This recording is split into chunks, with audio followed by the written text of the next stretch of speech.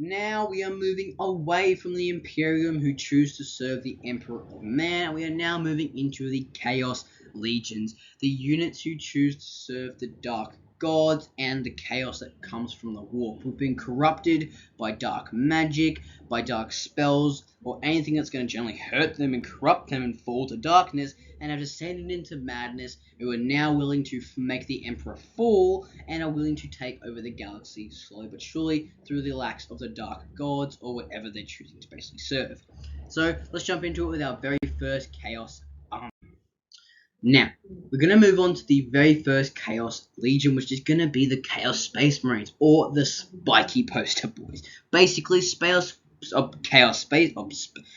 Marines who have fallen off of the Emperor's reign and have been corrupted by the Dark Gods, Nurgle, Khorne, Slaanesh, and Tzeentch. And because of that, they've been corrupted. Their bodies have changed and they've been forced into driving into madness and are trading their own souls for the power of the Dark Gods that they want to offer them. Basically, slaughtering anything in their way that will stop them and basically to stop the Emperor's reign in return for the Gods' power. Now, how do they play in terms of playstyle? Now, they basically play like Marines, very much centricated on, okay, I'm here, I'll deal with you now, and I'll deal with it very, very well, but they are more or less take away all the shooting and add tons and tons of melee. They're very, very good at doing melee and getting buffs in melee to make them even better at dealing with anything that's in front of them. So if there's a huge screen line unit, it's very easy to just grind through them, slowly chugging through the unit until you eventually wipe the board clean of any unit that's in your way. Now, basically their play style and their strengths in the terms of what they do is that, like I said, they're very, very, very, very good at melee. I don't know how much I need to accentuate this. They are one of the best melee units in the game. They have crazy amounts of -1 to wound, like, enhancements.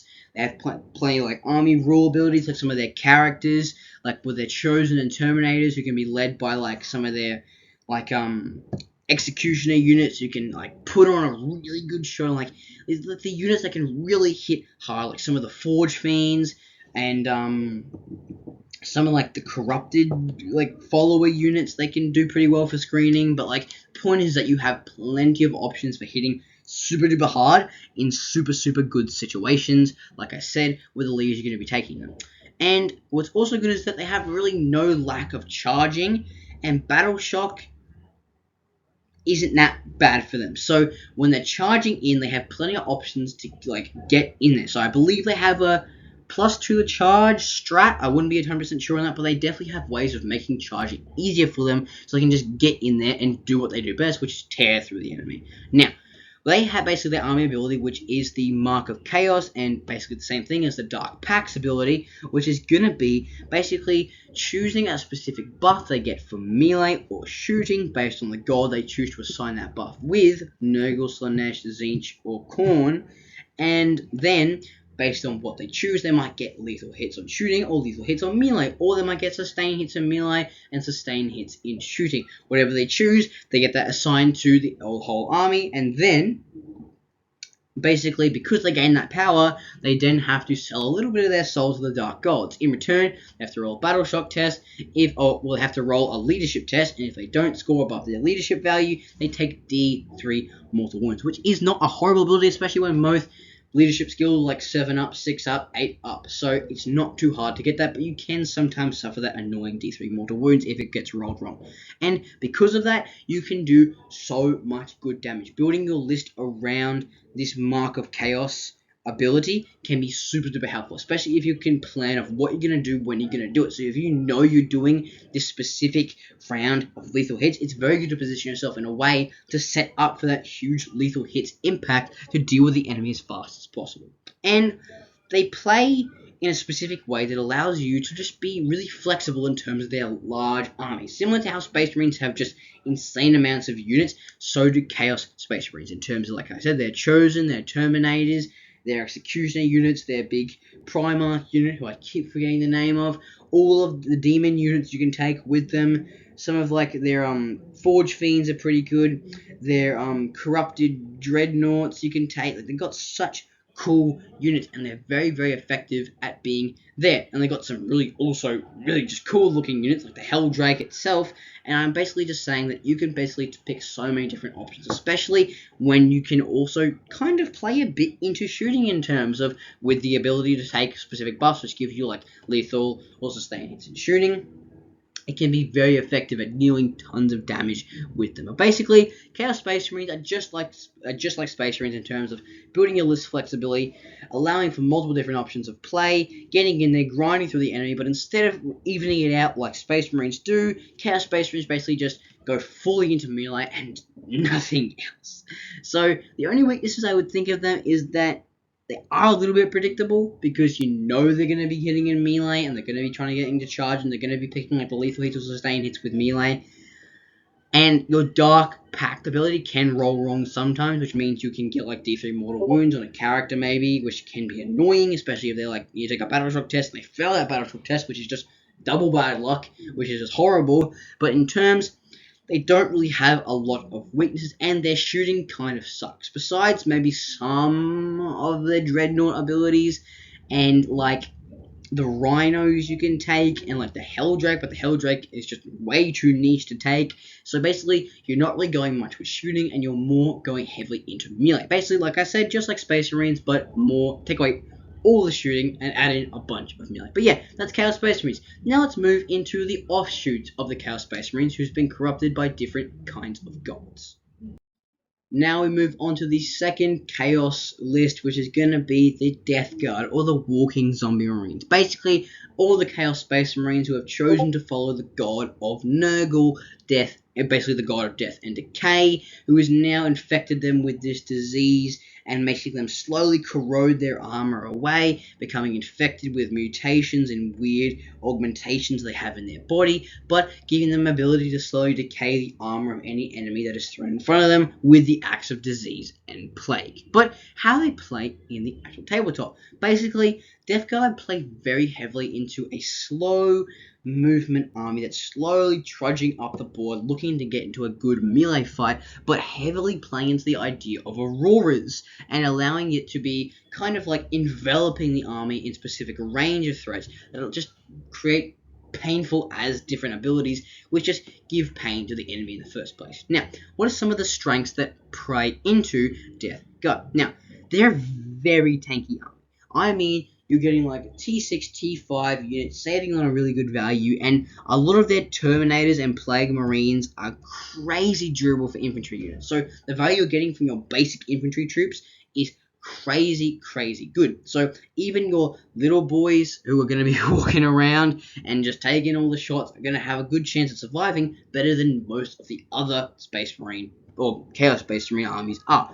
And what's interesting is they have a very interesting army rule, which is going to be the Nurgle gifts. Basically, the gift of Nurgle, giving them the -1 to toughness aura. Basically, as the army progresses, they have a -1 to toughness aura. Starting out with 3 inches, slowly but surely it grows and grows from like 3 to 6 to 9 until eventually it's basically enveloping the entire army, or the entire enemy's army, making them all -1 to toughness, allowing you to get the better chance of advancing on them and doing tons and tons of damage in terms of their actually decently good AP. Now, what is another good about them is that there are aurora buffs and modifiers like their spread the sickness detachment, which allows you to place specific markers on the board, which can be infected with the toughness aura, allowing you to really hold the objectives well and get up to it without having to risk the enemy of taking that -1 toughness aura. Plenty of the regular just characters you're going to be seeing inside of Death Guard have amazing auras. Like Mortarion have crazy auras, and like I think his name's Typhon. He also has incredible, and just the idea of having all these enhancements which play really heavily into plagues and play into the kind of the auras around them and how they're infecting the army slowly is super interesting, especially with more abilities to scoring primaries, as well the enemy's going to have to be forced in a situation where they either take the -1 toughness aura or back off from the enemy, and once you're getting that, it's kind of deadly enough to be in it already. Now, that's basically Death Guard in a nutshell. Basically, the units are going to be heavily walking into taking a lot of durable firepower, or taking in a lot of durable firepower, slowly charging up the board very slowly, but slowly decaying the enemy's armor over time, and creating that huge gap where you can easily infect different points, move up, and then take the enemy in close range combat with tons of auras surrounding the character units that choose to follow the models of Death Guard. Now, some of their weaknesses is that they are very cheap. Their models are very cheap for what you're getting, so you're going to have to afford a lot of different models. So if you're not willing to spend like a bunch of money, it can be quite painful to have to afford all of them. And they are also quite slow, so sometimes their ability to get that -1 toughness aura can be hard to pull off, especially when you're moving in such a slow manner. And they're really good for the army, what you're getting, but they can be outperformed, especially when it comes to shooting. They do have some shooting, like the Plague Drones, or like the Death Guard Terminators, or like some of the Plague Marines shooting abilities, or like maybe some of their infantry tank units. I forgot the name, but they're pretty good. Do have some shooting, but it's very hard to find them in terms of like really good shooting. So they can be outperformed in terms of shooting. But yeah, like I said, that's Death Guard. Now let's move on to the third corrupted Space Marine faction.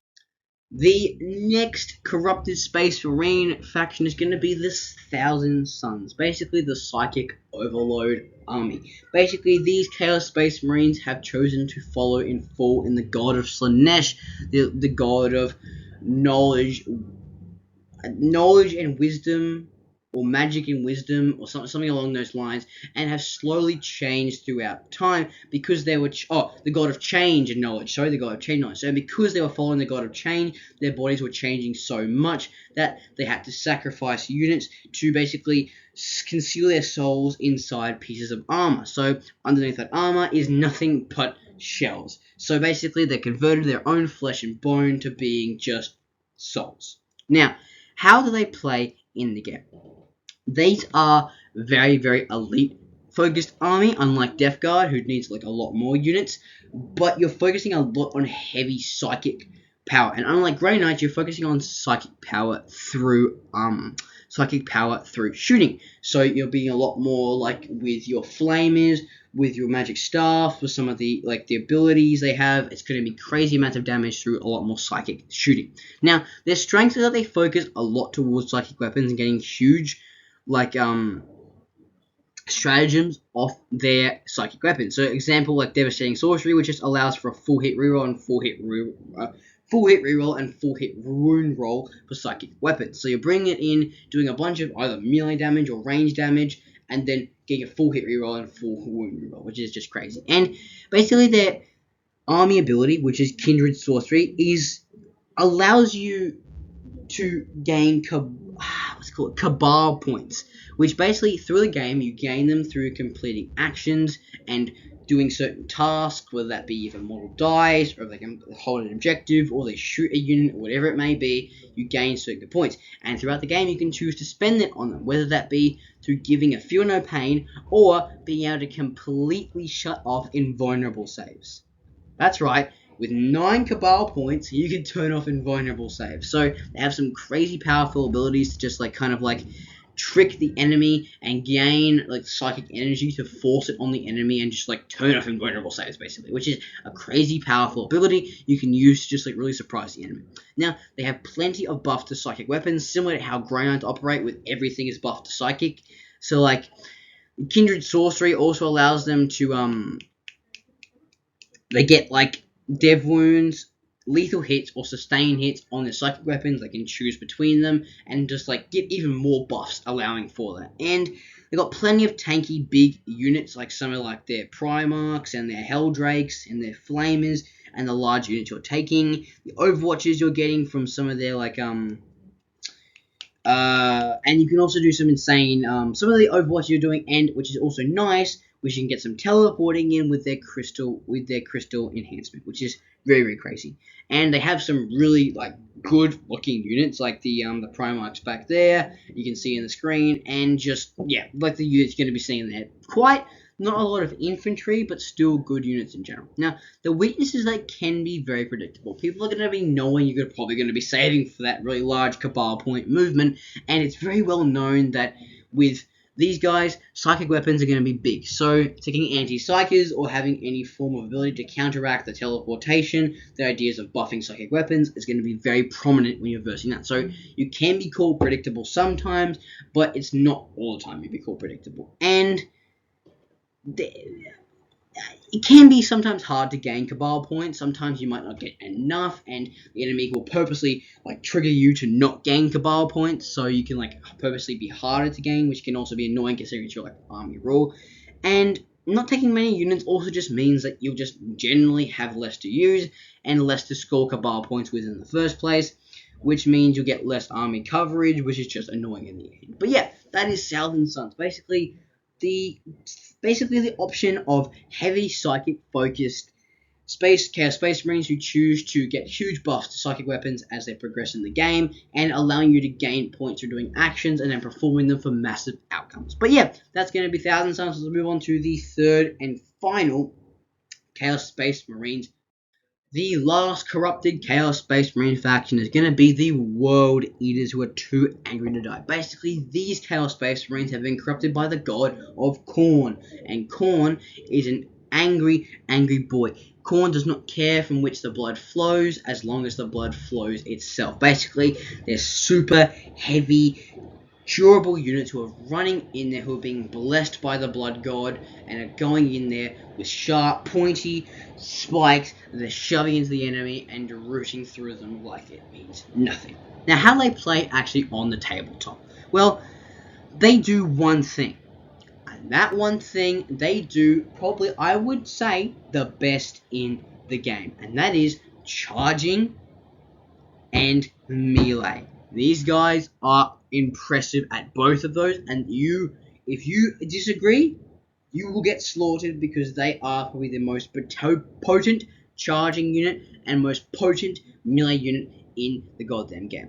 They have a different playstyle to most melee armies. You see, most melee armies, when they're in the game, they're going to be saying, okay, maybe I get to you there round 2, maybe I get to you round 3, depending on what happens. No. So what happens with World Eaters? World Eaters have the potential to get a round 1 charge.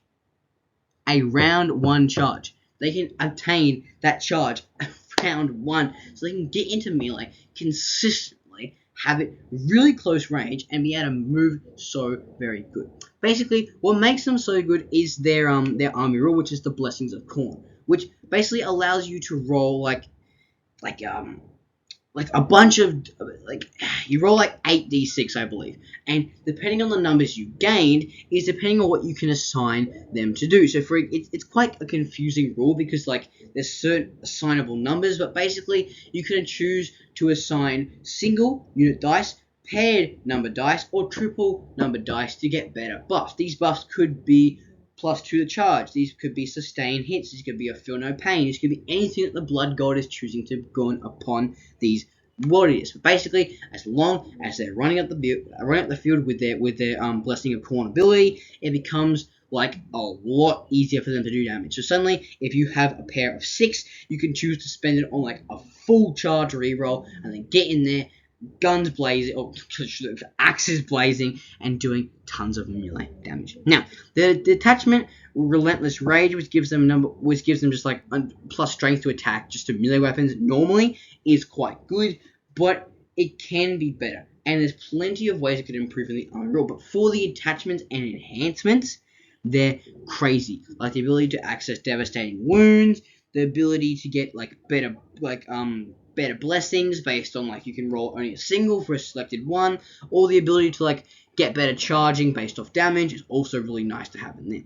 They're also very fast. They are a very fast army who can move so very good. They have a really nice reactive movement, and The apocalyptic frenzy stratagem gives them advance 6 on top of damage dealing with like exalted 8 bound, means you're doing so much damage. Basically, they're moving from like 8 inches, getting that auto advance 6 naturally, and then you get the 12-inch charge, which you can make a full hit reroll for, and like -2 the charge for the ability. So there is a high chance you're going to be moving into that. So if you really enjoy the idea of moving in with heavy amounts of units, with Angron, with the 8 bound, with the exalted 8 bound, with the World Eaters Marines, with like the massive units that like just like huge armies of melee units,